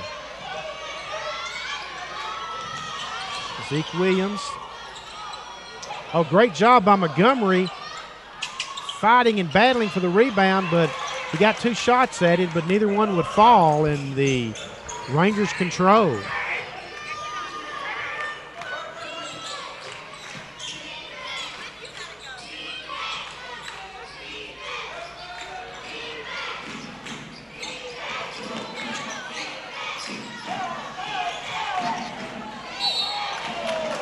Whoa! Just again, Jason, the Cardinals got what they wanted. They got the ball down. The Rangers got the ball down to Yarbrough, but the Cardinals double teamed and all down on the ball and looked like they had a steal, but they get a foul instead. Yeah, it's Pat Smith not happy about that call. It was, I thought, a good defensive play.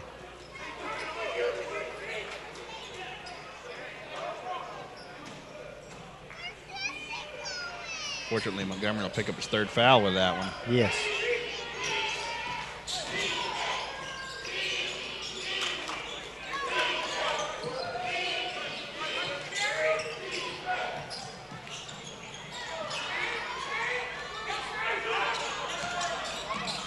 Yeah, the Rangers almost threw it away.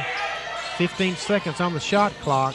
Been a pretty good defensive possession for the Cardinals.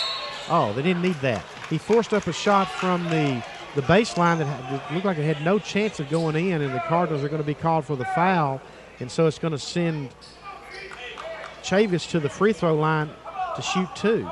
Well, and I was just about to say Williams and Harrison were doing a great defensive job right there. I mean, they were just playing lights-out defense, and then you kind of give away a silly foul, so going to give Kilgore a chance to peck away at the lead.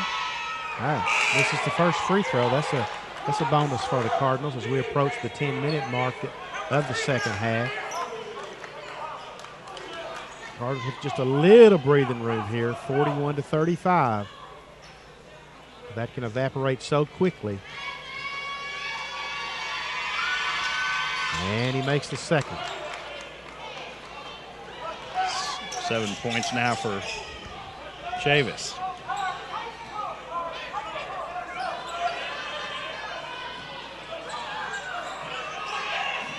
Rangers, you can tell, are really conscious of Gadsden's outside shooting ability. There's Scarver putting up a three, no good. Hines controls the rebound on the putback, no good.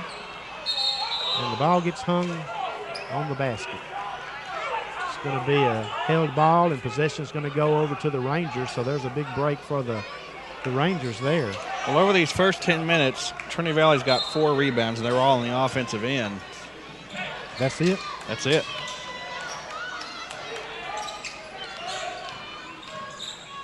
I always call that unofficial because, as we've said many times, the loose ball versus the rebound, but.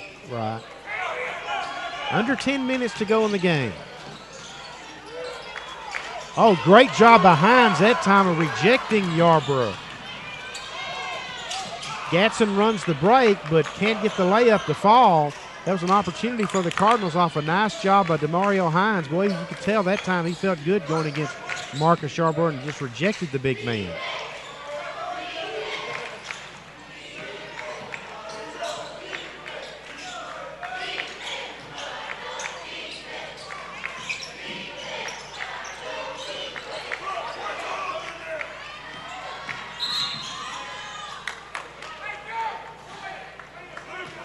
Going to have a foul away from the ball charged against Darian Schaefer, number 14.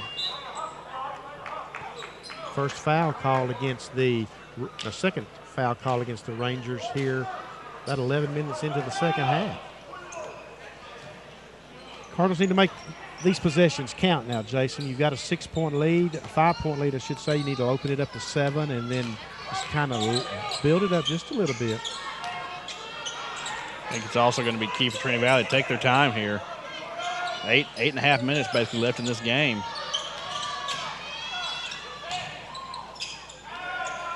Oh, it's a nice job. First finding Walker, then Walker with the body control and moving the ball over to his right hand and putting up the shot. It's 7 points now. And for somebody that came in, kind of a surprise starter tonight, Walker is doing a good job. And, of course, now he's in there with DeMario Hines. Good combination. Rangers throw it away thanks to good defense by the Cardinals. And now with 8:14 left, the Cardinals up 7. They were going to have a timeout on the floor. It'll be charged to the Rangers.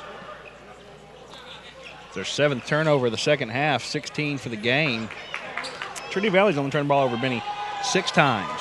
That's not bad. No, that's not bad at all. And of course, in a game like this, the fewer extra possessions give the other team, the better off you're going to be.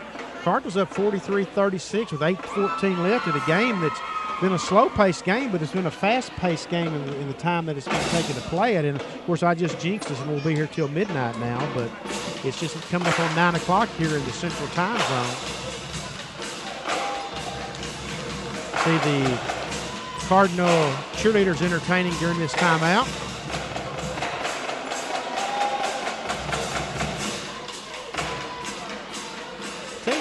Most of our crowds hung around tonight for this men's game. Been a good crowd. We lost some of the football players, but.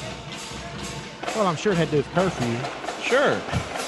Not off-season curfew. Well, I will say this. They are up working out at 5:30 in the mornings for this leading into spring workouts. So that would be good enough reason for you and I to be in bed early.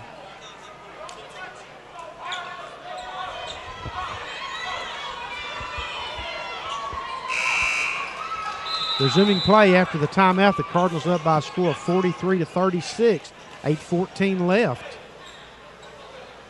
And with the ball, a chance to extend that lead. Well, it would be nice somebody to hit a three-pointer this trip down and open up a 10-point lead. Then the game takes on just an entirely different look. Cardinals lost to Kilgore 61-51 back in December down in Kilgore. At travel.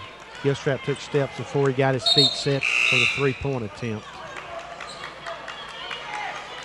Mayo checks into the game for the Rangers, as will Patrick Nabo.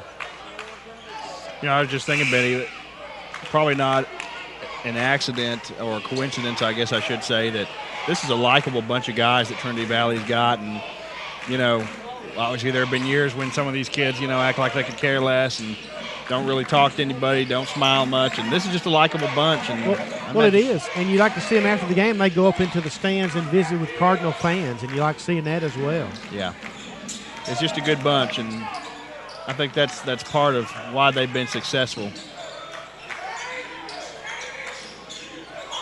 Hasn't scored a point for them, but it tells you probably a lot about their team chemistry, you know.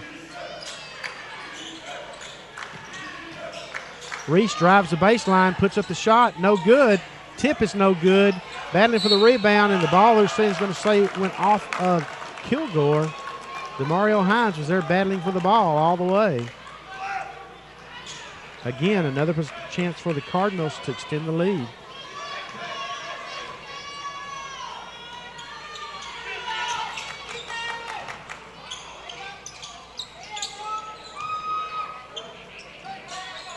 You know, one of the Cardinals would love to spot up and hit a three, but Kilgore knows that as well. There's Walker putting up the three-point attempt. It's no good. Long rebound goes to the Rangers. 7-point Cardinal lead.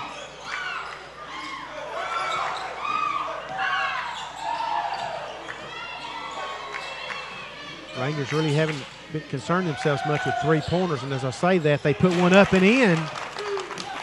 Clemma Holland with a three-pointer quickly cuts the lead to 4. 43-39. Just their second three of the game. Now we're going to have an offensive foul away from the ball. This one's going to go against Walker. It's a turnover. See, watch this, you lose a possession there. But possessions are also critical. The game's this close. It's been back and forth most of the way. The Cardinals have had a lead now throughout the better part of the second half. Not a large lead. Well, it's just been tied once at 29 about 2 minutes in, and Kilgore held a lead briefly, and Trinity Valley went on a 7-0 run. That's when Gadsden kind of caught fire, and they've had the lead since. Julian Reese palming the basket.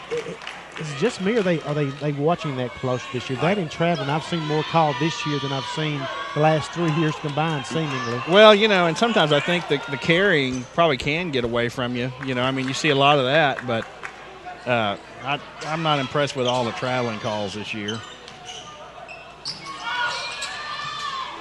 Scarver, pull-up jumper, no good. Hines goes for the rebound. They're going to call Hines with the foul. Boy, he can't catch a break on the fouls. He just absolutely cannot. That's going to be his 4th. Going to probably we'll send him to the bench.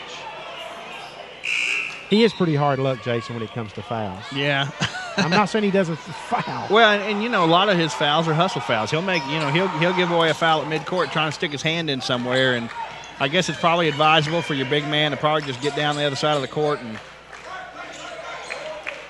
if you're going to pick up your fouls, pick them up defending the goal.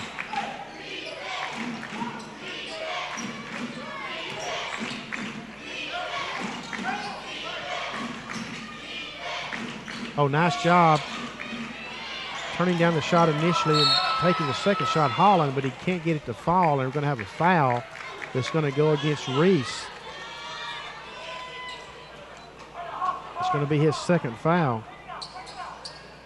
A pretty uneventful game. Got a final score from Corsicana. Navarro beat Paris 66-63.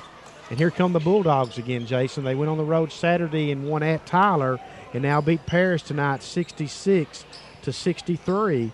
So the Cardinals have got to win here tonight to keep a game lead over the Bulldogs. Yeah. Boy, just when you thought they were dead. I mean, I think they, lost 5 of 6? Right, yeah, but you just can't say enough about the job that Johnny Estelle does at Navarro. Navarro, of course, has been to the regional championship game the last 4 years, winning the last 2. Dee Scarver.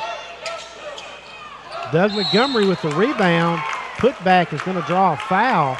Well, normally you'd see Scarver hit that shot. Again, Navarro beat Paris on his home floor tonight in Corsicana, 66-63. So the Cardinals win. They'll maintain a 1-game lead over Navarro. And then Kilgore and Paris would both be 2 games off the pace set by the Cardinals. Just a huge game for the Cardinals, Jason. Montgomery hits both free throws. 7 points now for Montgomery. Yeah, very huge. And still, 3 games after this, right? I mean, it's... Right, yeah. Cardinals have a tough road game Saturday going to Tyler. Got another foul away from the ball. This one's going to go against Eric Mayo. Well, those are just killers now for Kilgore trying to get back in the game. Well, not that they're not in the game, but to narrow that deficit. I tell you, if you look on some of those Kilgore's players' faces, they look pretty beat down right now. There's still a lot of ball game left in 6-point lead. That's nothing. So nothing at all.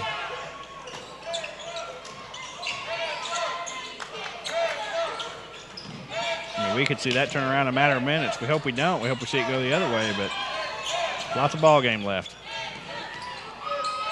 10 seconds on the shot clock. Kilgore's doing a good job on the defensive end. Tim Harrison trying to create something is going to draw a foul. Boy, that's what he had to do, is look at 3 seconds on the shot clock. Yeah, boy. That's a great presence by Tim Harrison. Knew something had to happen. That's about as tough of a thing as I could have drawn up. But it got him to the line, so. Needs to hit both these free throws. Got 2 points right now. Of course, we saw Harrison a couple of weeks ago against Lamar State. Port Arthur scored 15 points in the final 6:47 to pull that one out for the Cardinals here at Cardinal Gym. Cardinals will be on the road Saturday at Tyler, be at home next Wednesday against Paris, and game that we'll have for you here on the Cardinal Sports Network. It'll be our last webcast of the season. Season's fast drawing to a close. 4 points for Harrison. 47-39. Ooh, Reese shot won't fall. He would have had a chance at a 3-point play because he is fouled. Well, now you got Hines with 4 and now Walker with 4, so your depth down low is starting to take a hit. Yeah, it is, with 4:10 left in a game that, you could be looking at overtime. Yeah. I didn't, excuse me. That's right, first free throw attempt is no good. I didn't realize that Angelina had played 3 straight overtime games going into that last one. Read that in the Lufkin paper. Yeah. It's a tough league. It is. I mean, it's a fine line between being one of the top teams and being fighting to get into the tournament. 7 points for Reese now. Lead down to 7. Big possession for the Cardinals. Well, they're all big at this point, but don't have to be in a hurry, but need points. Gatson takes it the distance and gets the blocking call. Schaefer, the foul. Chance for a 3-point play. And Jason, just like that, it could be a 10-point lead. Yeah, and Schaefer stepped over, and I think his mistake was, I think he moved right when Gatson started the move to the basket as far as making the layup, actually. Nice move. Free throw won't fall. 9-point lead. Under 4 minutes to go. Fast-paced game in the sense of the time it's taken to play it. 9 points for Gatson in the second half. Good Big steal by Walker. Tips it to Gatson. Scarver with the drive. Can't get the layup to fall. Boy, they could have taken some time there.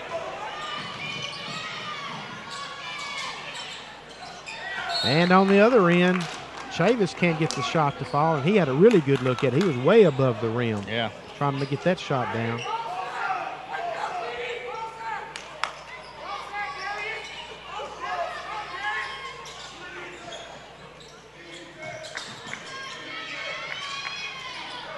Loose ball underneath, controlled by the Rangers, and the rebound and the putback. Schaefer can have a quick timeout called by Brian Obright, the head coach at Kilgore. So 3:17 left. The Cardinal lead is 7, 49-42. Again, Navarro was a winner at home tonight over Paris, 66-63. So if the Cardinals win, they would own a 1-game lead over Navarro and a 2-game lead over Paris and Kilgore. If the Cardinals were to lose, all of a sudden, Jason, they'd be tied with Navarro and Kilgore. And, golly, if you got into a little bit of a funk here at the end, there's no telling how far you could fall. I mean, obviously they're looking good for the conference tournament right now, but, you could end up third or fourth. It's just everything's so packed tight right up there at the top. It's a fine line, as we've said earlier. I mean, you just there's very little margin for error in this league. You've got to win at home and get what you can on the road. That's kind of what the coaches say about it. 3:17 left. The Cardinals trying to complete a sweep tonight here on Pink Zone Night at Cardinal Gym. Again, thank you all for joining us on the Cardinal Sports Network tonight. We'll be on again for you for 2 games next Wednesday night when Paris comes to town. It'll be the final home games of the season. Cardinals and Lady Cardinals will finish the regular season on the road Saturday week at Panola or in Carthage. Can't believe it. It's just like that, it's gone. When you look at the schedule at the break in December, you think, boy, there's a lot of basketball left to play, and here you are. Yep. Montgomery with a 3-pointer. Boy, I didn't need to put that one up necessarily that quick with that much time on the shot clock. Back on the other end, missed by the Rangers, and now there's going to be a foul call against Montgomery. Looks like DeMario Hines is going to come back in with 4 fouls. Well, and that gave Montgomery his 4th. As we mentioned, Walker's got 4. Hines will be playing with 4. That's a tough situation right there. Boy, it sure is. And you don't want to send Kilgore to the line. Chance to score, obviously, with the clock stopped when they're down 7 points. It was 27-25 at halftime, Cardinal lead. First free throw attempt is good. Milton Chavis from Raleigh, South Carolina, a sophomore. Hines back into the game. That's 8 points for Chavis. Chance to make it a 5-point game. It makes it a 2-possession game. It's a 2-possession game now, 6 points, and he gets it to fall. Back into the game for the Rangers is going to be Eric Mayo, number 22. Still nobody in double figures for Kilgore. And that's kind of that's what we talked about exactly. At the start of the game. Quite a few right there. You've got Yarborough with 8 and Chavis with 9. That's right about what they do, isn't it? Cardinals have got to be real picky with their shot selection here. Of course, they can't run out the play clock, the shot clock, I should say. They won't have to force one up either. Ooh. That was close there, but Harrison's going to get the benefit of the call. Going to go to the free throw line for a 1-and-1. Mayo fouled out with that play right there. That's a tough one to foul out on. Yeah, it sure is. So what we're looking at here is if Harrison can get both ends of the bonus, he can make it a 3-possession game. Now we're still at 2:23, so there's way plenty of time. But the more possessions you can make Kilgore have to have and convert on, obviously the better off you're going to be.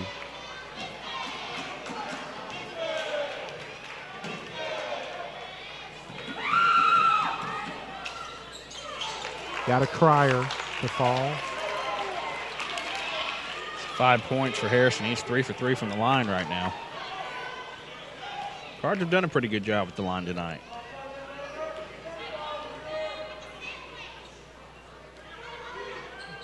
And the second goes down. So it is a 3-possession game. The 2:23, 51-44.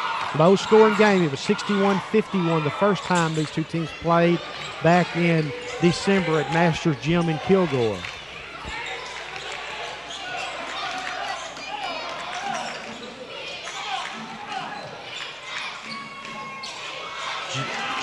Julian Reese, I should say, with a great job of creating inside and getting the bucket to fall. Under 2 minutes to go, and it's back to a 5-point lead. The Cardinals are definitely not out of the woods.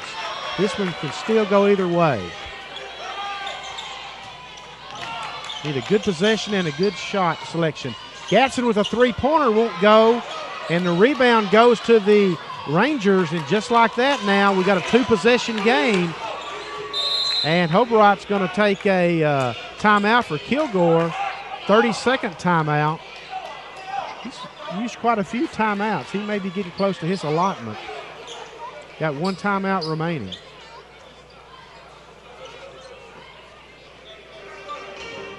Well, we talked about it a second ago, mentioned it. Reese has got 9 points now. Chavis has got 9, and Yarborough's got 8.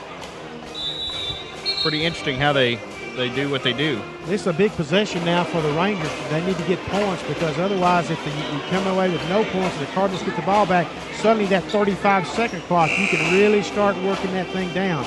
But anytime you got a two-possession game, Jason, with a three-pointer, in play, boy, it just puts you on edge if you're the team with the lead.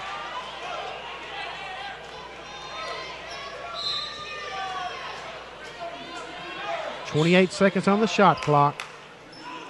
The Rangers won't use much of it if they don't have to, that's for sure. Oh, and that's going to be a timeout call because Holland found himself trapped on the sideline. This will be a full timeout. Well, what do you think about that? Yeah, and they're out of timeouts. That's interesting. That's most interesting. Because this is definitely one of those spots in the game where you don't want to give up a possession, but, 126 can be an eternity in basketball, obviously. And now then if you're Brian Hobart, the head coach at Kilgore, you've got to remind your team that you're out of timeouts. If you get trapped, you're just trapped because if you call a timeout, of course you don't have, it's a technical foul. The old Chris Webber. There you go. Poor Chris Webber. Everybody thinks of Chris Webber now when you think of calling a timeout when you're out, don't they? Yeah. I'm sure he's not the only one that's ever done it in the history of basketball, but, boy, it's the most memorable. It sure is. What year was that? That was way back in, come on. 89? So I was thinking late 80s. I bet we can find out. Texas is up 46-31 on Oklahoma State in a game being played down in Austin tonight.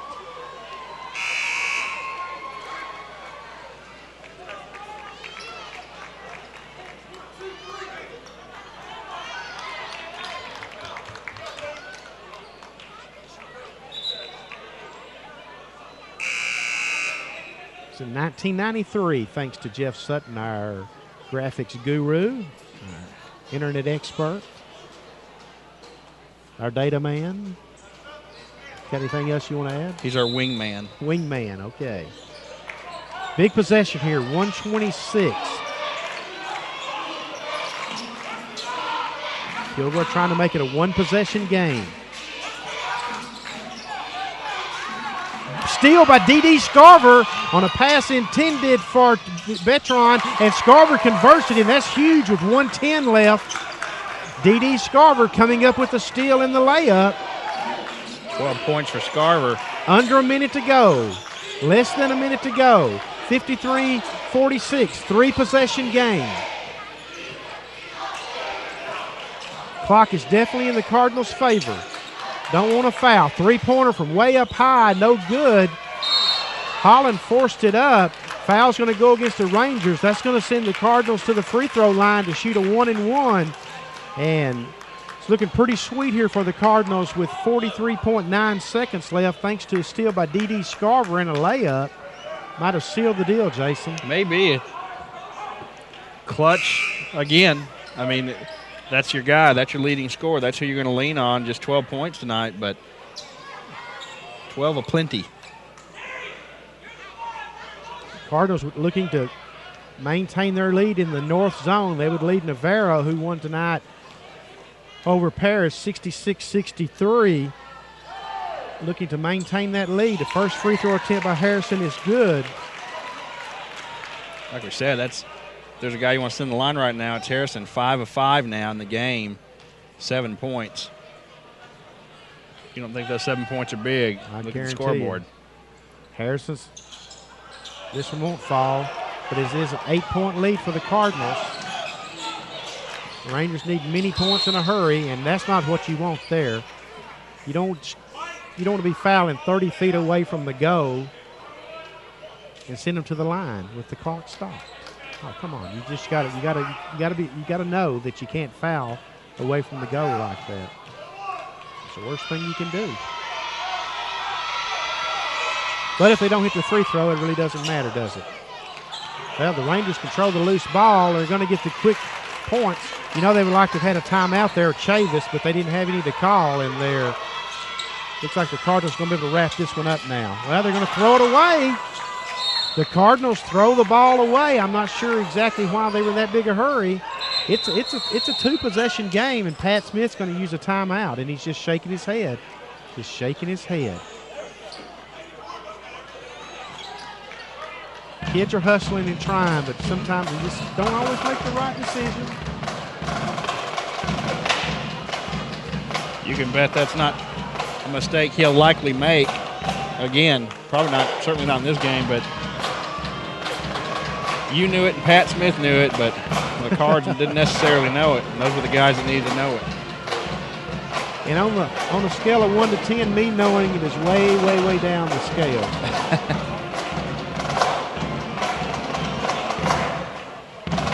Thank you all for joining us tonight on the Cardinal Sports Network with a doubleheader.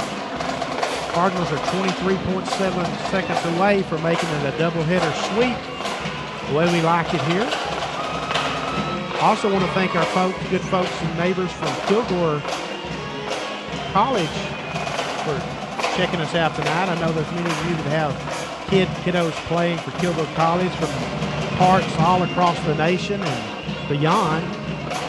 And appreciate you checking us out tonight on the Cardinal Sports Network. Cardinals coming out of the timeout, leading 54-48.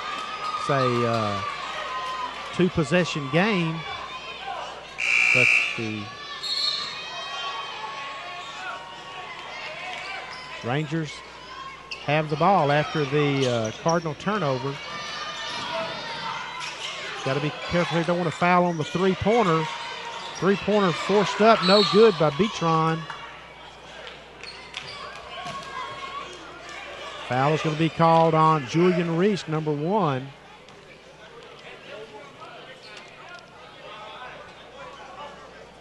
And Cardinals are going to have a chance, Jason, for sure here to ice it at the free throw line with a couple of free throws. Well, this is it.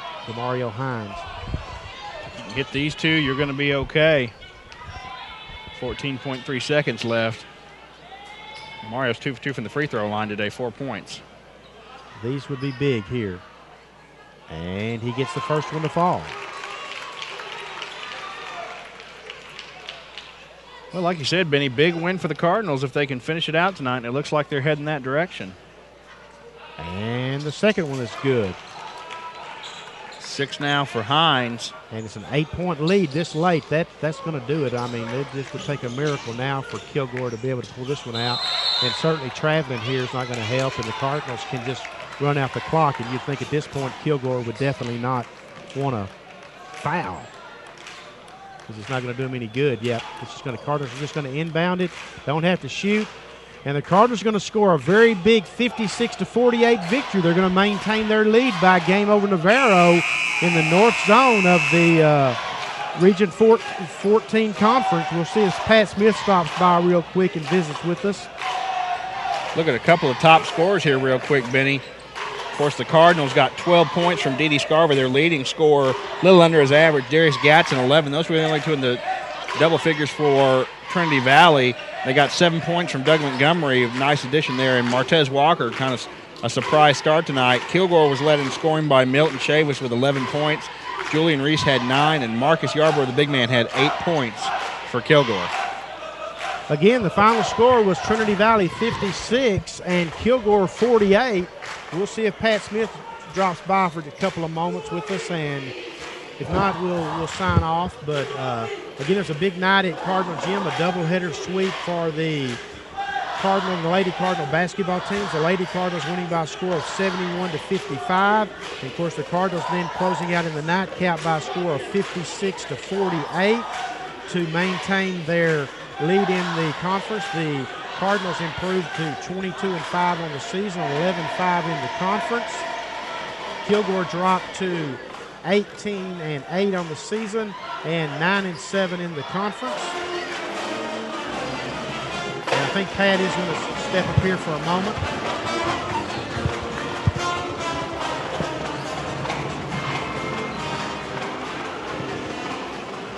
And we are joined now by Pat Smith, the head basketball coach here at Trinity Valley Community College. And Pat, congratulations on a victory. It was kind of a gut check for your team tonight, wasn't it? You know, this crowd, Benny, is reminiscent of when I first got in this league. I thought Trinity Valley had some of the better crowd support when I was at Jacksonville back in '95. And it was a great crowd tonight. You know, I think we've got two very good teams this year. Got one great team in the women's, and I think a pretty good team in the men's. And, you know, it was a great crowd tonight, but it was a gut check. There's no doubt about it. We know it would be. And our guys toughed it out. We were coming off a game, Benny, that we just, to be honest, did not play very well in. And we knew it. The players knew it. The players heard about it. I didn't think I did. I told them the only thing that might have been worse than their playing might have been my coaching. But, you know, in this league, it's major when a losing streak is one game. And we bounced back tonight against a very good team. The hottest team in this zone. They won 5 in a row. Well, we know tonight that Navarro was a winner at home over Parrish, 66-63. So you maintain a one-game lead over Navarro. You know the best thing I knew about that game, and correct me if I'm wrong, somebody had to win, somebody had to lose. Yeah, that's right. Here's what we told our guys going into this game. Let's take care of our own business, get a win here, and then let one of those other teams end up going ahead and taking care of the other team for us. So that was our philosophy. Exactly right. But, you know, Pat, in this league, boy, I was just thinking, Jason and I were talking during the webcast when the game was still an issue. You just didn't want to get into this part of the year in February and drop back-to-back home games. That's just – Well, and, you know, we've been undefeated all year at home. We were 14-0, but you don't want to drop back-to-back home games. And, you know, maybe luckily we had a home game coming up after the game Saturday. But, you know, you kind of think you're sometimes magic at home, and, you know, sometimes you have to get brought back to reality. My wife's been right on both predictions this year. When we got beat at Blinn, she thought it would help us against Navarro. And when we got beat Saturday, she said, might be the best thing for you going into Kilgore. Well, and now then, of course, you got to turn around now, and you got to go on the road Saturday to play Tyler. No, Benny, I'm going to go to Applebee's and eat some wings. And so that's what I've got to do right now. And I'm going to enjoy this one tonight. But you announcers, I love how you just bring us back to reality. We're celebrating the win up here. And here's Benny, veteran of 30 years of broadcasting and knowing how to just go ahead and bust your bubble right off the bat. I do have to go to Tyler Saturday. Well, all right, Pat, you got me on that one, I guess. Just let us enjoy it 1 second. Okay, all right. Take a few minutes and enjoy it, and then start thinking about. How'd you like a hurry up offense at the end when we had the lead?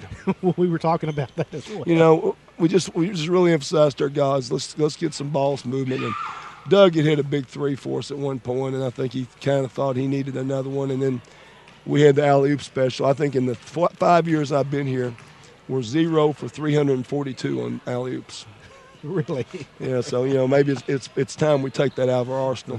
Well, certainly, Pat, this was a big victory for the squad, and this one's really going to add up, I think, at the end because talk about how critical you think it is to get one of the two buys in the North Zone for the regional tournament. I don't know how critical it is. You'd rather have one, though. I'd rather have one only because I'm going to be honest with you, Benny. I won a conference title. I'm a little bit old-fashioned on this, but I believe that, kind of like Bobby Knight always said, winning a conference title is more impressive than even winning a regional title because what you do from start to finish. That's a whole body of work. You remember the old days, Benny, where only the conference regular season winner got in the NCAA tournament? I do. You know, that's the old days. Yeah. And so we're taking a lot of pride in trying to win this thing now, but I'm real proud of our guys tonight. I thought our defense tonight with Benny was outstanding. It was. You know, we made a couple adjustments because we felt like they'd hurt us on some things last time. But, you know, we beat a really good team tonight. You did. You know, I know San Jack's good. Now, they had a bad night when they came in here. I'd like to think we had a little bit to do with it. You know how good Navarro's getting back to being. You're always in this league. You're 1 or 2 losses away from not being real good. You're also 1 or 2 wins away from getting it back, and Navarro's getting it back. But with that said, you know, the bottom line to it, I think there's not a lot of difference between the top 6 or 7 teams. I agree. I agree. We were talking about that earlier tonight, about there's just no margin for error in this league. Hey, Benny, how good was Angelina? How talented are they? Oh, I mean, their post game's the best in the region. And when you look up and see where they were 3-10 in the conference. 3-11, but they'd also lost 4 overtime games, and sometimes the basketball gods have a way of evening that out. We hit that last second 30-footer and sent it to overtime. We didn't deserve to win that game. We hadn't played very well all day, and sure enough, we didn't. Right. But we got a big one tonight. Real proud of our guys. Well, you should be, and enjoy it tonight. I know we can worry about Tyler in the morning, I guess. I just had to needle you about that. Well, we'd like. I do want to make this point. We got Cardinal Pride on Friday at noon, so we'd like to have a good turnout for that. I've had a hard time getting weekend home games. Last weekend we was going to do it, but we had a surprise party, and so we couldn't do it. Right. But we would like to get that going. And we had numerous Division I schools in here. I see Indiana, Northwestern State, Old Dominion. So we're always glad to have the D1 guys come in. We sure are. Danny Hughes was here tonight. Yes, and Carlene Mitchell was here on the women's side, too. I thought we were having a Hall of Fame reunion. I did, too. And Leon Spencer here. Yeah, you look across there, and it's a who's who of Cardinals. I'll tell you what, I wish I had a picture of Leon in his in his pink sweater right now. We could sell that to some folks that know some things on him. So. Yeah. Well, listen, Pat, thanks for stopping by. We appreciate it. And, again, congratulations on the 56-48 victory. And believe it or not, folks, Pat will start thinking about Tyler a lot sooner than in the morning. In about an hour and a half, to be honest with you. So, anyway, well, that's going to wrap it up tonight, folks, from Cardinal Gym. We appreciate you joining us on the Cardinal Thanks Sports for doing the Network. game, Benny. You bet. We'll be on the air again next Wednesday night for the doubleheader against Paris. We'll start at 5:30 for the women's game. Well, our pregame will start at 5:15. Then we'll have the men's game to follow. Again, our final, before we remind you tonight, you can want to hear from you at csn@tvcc.edu. Please email us, let us know where you listen or watch from tonight, I should say, and I'd like to hear from you we hear from you, a lot of you each week, and we do appreciate it. Our final scores tonight in the women's game, the Lady Cardinals were a 71-55 victory to improve to 26-1 on the season. The Cardinals won the nightcap by a score of 56-48 to improve to 22-5 on the season.